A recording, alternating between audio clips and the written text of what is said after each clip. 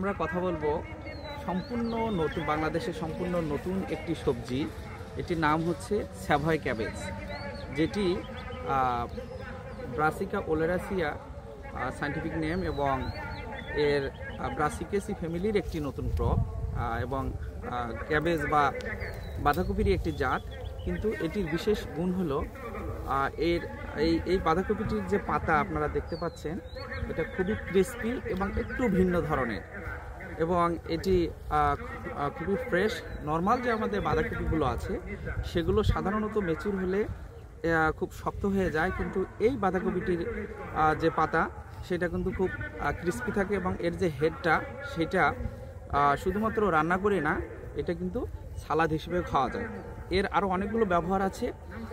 এই বাঁধাকপির জাত এইখানে আমাদের যে গবেষণাটি চলতেছে, আমরা জৈব মালচিং পদ্ধতিতে এই বাঁধাকপিটি চাষ করেছি এবং আমরা দেখেছি যে এটি আমরা ইংল্যান্ড থেকে নিয়ে এসেছি এবং এই স্যাভয় ক্যাবেজ আসলে নামটি এসছে ফ্রান্সের একটি জায়গার নাম থেকে। এটি স্যাভয় ক্যাবেজ নামে পরিচিত।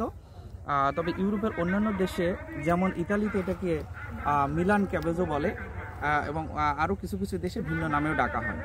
তো এই ক্যাবেজটির পুষ্টিগুণ সম্পর্কে যদি বলি, তাহলে এর মধ্যে প্রচুর পরিমাণে ভিটামিন কে থাকে, ভিটামিন সি থাকে এবং ফোলেট থাকে।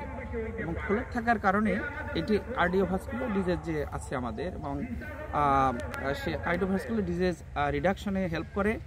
পাশাপাশি এর মধ্যে অ্যান্টিঅক্সিডেন্ট থাকে, যেটি হচ্ছে ন্যাচারাল অ্যান্টিহিস্টামিন হিসেবে বিভিন্ন অ্যালার্জিক যে রোগবালাই আছে সেগুলো রিডিউস করতে হেল্প করে। আরেকটা জিনিস হচ্ছে এই ক্যাবেজটির যে ফলন সেটা আমাদের যে সাধারণ ক্যাবেজ আছে তার চেয়ে একটু বেশি।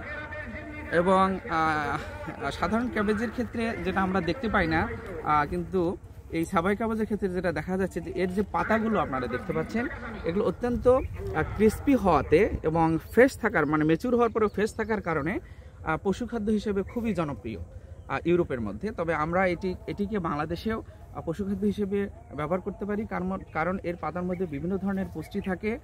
বিশেষ করে আরেকটি বিশেষণ হলো, সাধারণত মানে সবুজ শাকসবজিযুক্ত খাবারে বা সবুজ পাতাতে ভিটামিন সি থাকে বেশি, কিন্তু আমাদের এই স্যাভয় ক্যাবেজটিতে বিটা ক্যারোটিন থাকে, যেটা সচরাচর অন্যান্য গ্রিন সবজিতে কিন্তু পাওয়া যায় না। প্রচুর পরিমাণে বিটা ক্যারোটিন থাকে।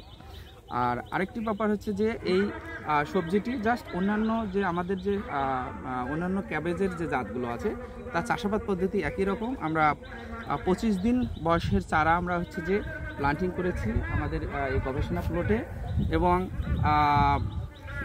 আজকে আমরা এটি হারভেস্ট করতেছি।